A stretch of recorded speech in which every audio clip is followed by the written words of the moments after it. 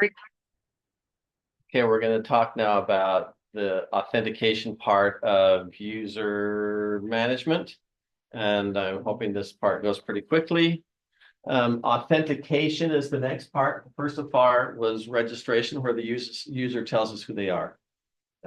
It's like you walking into the DMV and them giving you a driver's license. That's registration. Okay. So with authentication, this is now I'm proving who I am. So I go to the airport and they want to let me into the plane. I have to produce a ticket or a driver's license or something that shows that guarantees who I am. So that's what we're doing here. The way we do it here is we tell the user to give us the exact same credentials they did when they signed up. And we just compare to make sure that the credentials are the same. Now, the thing that makes this tricky is, well, I can't just take the password and compare it to the password that I stored in the database because I didn't store the password. Okay. Instead, I stored the hashed password. So you say, okay, well, then let me just hash the password they gave me and compare that hash against what's in the database. And that usually works, except Argon 2 has this very strange characteristic, which makes it more secure, that if you hash the same thing twice, you get two different hashes. So you can't just compare. And so what Argon 2 does is they know if you give it the hashed password and the clear password, it will check to see if they really are the same. And that's just an Argon 2 thing. And the way you do that is you call argon2.verify and you pass it the hash password and the password, and it will tell you if it's really the same thing. I hadn't, before seeing Argon 2, I hadn't come across that. I'd always just done, hash the password they gave me, see if it matches what's in the database. But that doesn't work with Argon 2. That's why we have to use the verify thing. So anyway, it's that's that part of it. Okay, that's verifying that that the user really did give us credentials and they've proven who they are. Now, we don't want to force our user to every time they do something that hits the database that they have to send us in a username and password. Now, wouldn't that be annoying? Every time you navigate on a page or you click a submit button or something, you have to go in and type in your username or password all over again. So that's obviously nonsense and not going to be very useful. So what we do is we instead issue you what's called a token. Actually, what we use is it's called a bearer token, which means I'm bearing or carrying a token that proves that I have already authenticated once. Oh. So you can think of it as like going to an amusement park. You know, some of the amusement parks, you go through the gate, you pay your money, and they put a wristband around your wrist. And the wristband proves that you have paid. Okay. And so it's the same thing. This token proves that you have authenticated. So you authenticate once, we give you the wristband or the token, and then every time you do a request to the server to get data, you pass along the token. It's like showing your wristband at the ride. You know, you go into the line, you get to the front of the ride, they look at the wristband, yes, you paid, you can get on. So it's the same thing. We just pass the token back on every single request, and then that means that I know you have already authenticated, and therefore you're safe to be in here. Okay. So that's really the crux of it. Now, what we use is this token now becomes a matter of security. Can somebody hack and fake the token? You know, can somebody sneak in, climb over the gate into the amusement park, and they happen to have a piece of paper that they wrap around their wrist that looks just like the one that they're issuing at the gate, and they go in on all the rides? Well, that's not good, so we have to guard against that. And, you know, they'll guard against that with the security, the token, the paper wristbands that you do, they have the funny little patterns on them. So if you tear them apart, they don't tear cleanly, so you can't reuse them. And they do other kinds of things to try and make it so you can't fake them. And so that's the same thing we're trying to do here. And in the digital world, we use what is called a digital signature. Now, a digital signature has two aspects to it. One is that basically what you do is you take the token and you run a hashing algorithm over it that using a secret passphrase. And you use that passphrase and using that passphrase, it generates a hash. And so we save off that hash. Now, there's a lot of mathematical work in this process that's done in such a way that can guarantee that if you generate a signature with a different key, a different passphrase, you'll get a different result. So you won't be able to fake it that way. So I can guarantee when I look at your token, I can guarantee that it really was signed with this secret phrase. Because that phrase is important, we hide it. We don't put that in our code. Instead, we put it in an environment variable so that nobody can steal it. Because if they steal it, then they can start creating tokens that will make it look like it came from our server.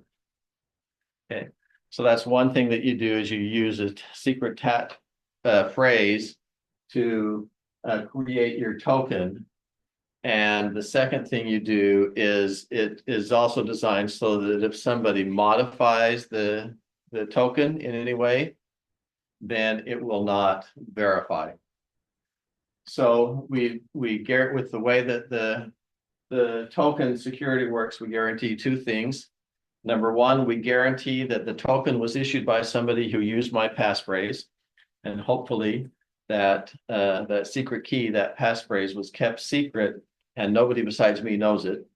And so no other server can use it. So I can guarantee that my server was the one that generated the token, number one. And number two, I can guarantee that that token has not been tampered with. So for example, well, so that's, I already did that. So I can't, it guarantees that I didn't create one on my own, or that I didn't take one that somebody else had and, you know, snip it off and put it back on my wrist or something. So those are the two things that we do with our token. We guarantee I'm the one that created it and I'm the one, and it hasn't been modified. And so that's how we digitally digitally sign the token. And then there's a standard now called JSON Web Tokens, JWT, which is the token that we use. And JWT, I actually looked it up, and JWT is supposed to be pronounced JOT. So that's what I'll call it, a JOT token, JWT, as opposed to JWT or JWT or whatever. So JOT, it's a JOT token. So we're going to generate a JOT token and we're going to send it back to the user, to the client in our response. So they sign in with us. We verify the password and username matches what's in our database using argon2.verify. And then we build a token, create a token, and we digitally sign it. And it's a JOT token. Okay, and that's what gets sent to us. Now, the way JOT tokens work is that you can put anything you want inside of a JOT token. Can I ask a question? This is for the previous one, for the registration. So for the password, how we are assigning the body to the HTTP request? It's just JSON. You just put it into JSON like we normally do in the other exercises we've done. Okay, so the JOT token is standard. It looks something like this. You give it a payload. The payload can have anything you want in it, but you need to keep it short because the JOT tokens need to be pretty small. If they get too long, then they can't fit in the request. So so they use little things like this, like ALG algorithm, TYP type, just 3 little letter characters to keep them as short as possible. And that's the JOT token. A thing to keep in mind with the JOT token is JOT tokens are not secure. So while you can put anything in them you want, you need to make sure you don't put anything in them that is sensitive. Like don't put a credit card number in or the username or the password in or anything that would compromise security because somebody can break into those jot tokens and they can usually break them and figure out what they say. Yeah. Does this match like from our database, right? Like the information, we can choose anything like out of the database that. Yeah, we need. usually what we will do is we will put in the jot token, it's called the payload. The payload is what is inside the jot token. We'll usually put in there your user ID. So they give me a username and password. I validate it. I look them up in the database. I get their user ID. And then I put the user ID in the jot token and I send the jot token back. Okay. So now when that jot token comes back to me, so then the client will send me that same jot token on every single request. I can look at it and I can guarantee that it was one I created, that it's legal, hasn't been modified. And then I can extract the payload and I can get the user ID out of it. So now I know what user sent me that request. But I can put anything I want in there, whatever is reasonable. Username, user ID, role, things like that that you put in. Just make sure you don't put anything secret in it or sensitive in it because it can be hacked. Okay. That is really the crux of authentication.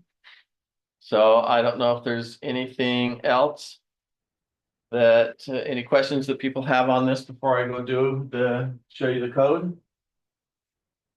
So anyway, so we're going to do an auth sign in endpoint that does all this work I just told you. And then there's going to be a form in the browser that says sign in. It sends the username and password in the request body. And then I'm going to verify that it's all correct. And if it is, I'm going to create a jot token and send it back. In our case, we're going to store that jot token in local storage so that now every time I make a request, I can easily grab the token out of local storage and send it back with the request. Okay. All right. And then we'll actually, in the next part of the exercise, the authorization, we'll make use of that jot token to figure out what the user should have access to. Oh, but. Okay. Here's an example of what a jot token looks like. Big some gobbledygook letters, dot, letters, dot, letters. So it's three sections of it. And so then this is what my response will be like. Okay. All right. So I send back to the client the user information for when they logged in, like their user ID, and then the token. So let's look at the code. The code is right here in the sign in. And I've got, again, I'm going to extract the username and password from the body. I'm going to make sure they're valid. And then I look up the user by username. I'm trying to find the record. I'm using the username to locate the record. So I'm going to do this query with the username. I execute the query.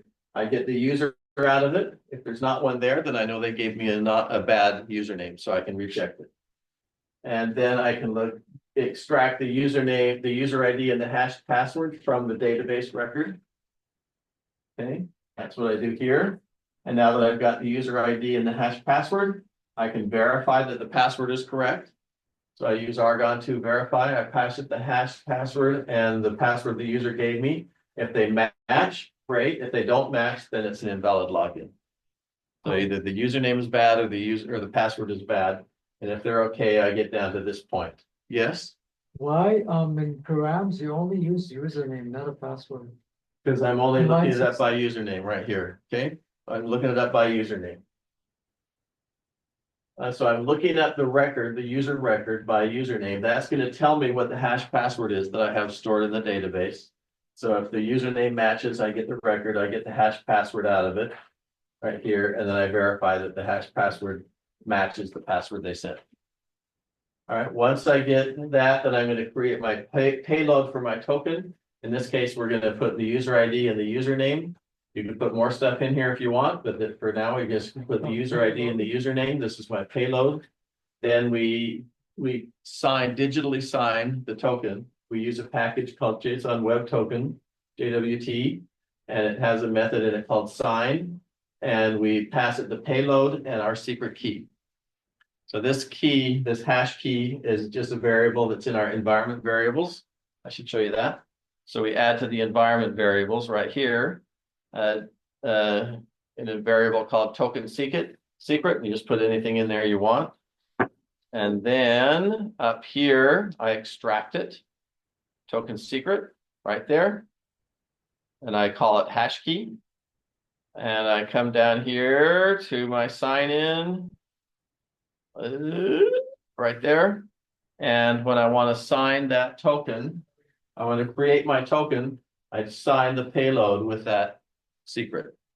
That gives me a token, and then I just return to the user the token and the user information. So they have it. So they have it on their side. So the actual signing is happening on line 75. Yes, that's doing the That's- digit. That's doing the digital signature. Okay, so it's signing this payload with that hash key and generating a JOT token. That JOT token will then get sent back to me on every request so that I can guarantee that it's properly signed in. Okay. Any questions? Are we using local storage here? Because I don't see anything in my local storage. Well, local storage doesn't happen on the server, does it? Happen on the. Local application. storage is a browser thing. Oh, I'm sorry. So in the browser, if you look at the sign-in code on the browser, I can do that. I should probably take a quick peek at that.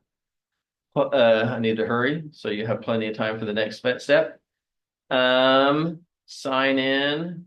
Where did I put it? Sign in form right here is where I make I send in my form to the database. I extract everything. I send a post, application JSON, and send in the username and password. And then I call the sign in. When I get the response back, I'm going to get an object that has a username and token in it. And this handle sign in function right here, this is in context. So I'm going to pass it the user and the token, both of these are going to get stored in local storage. So then in the next step, when we make requests, I'm going to pass that token back again on every request. This is going back and forth. in Yeah, this that and token. also- Yeah, the token gets This sent. Sign in, sorry. Yes. That little sign in function is making it go back and forth. Doesn't make it go back and forth. This handle sign in function just puts this in local storage. Oh, And then you're in the next step of the exercise, you're going to go into every place where we have a fetch call. And you're going to add the token into the call. That way you can verify that way the server can make sure that you've actually been signed in. Okay. All right. That's it. Let me give you as much time as I can for the next phase. See you in 40 minutes. This is going quick. All right. Okay.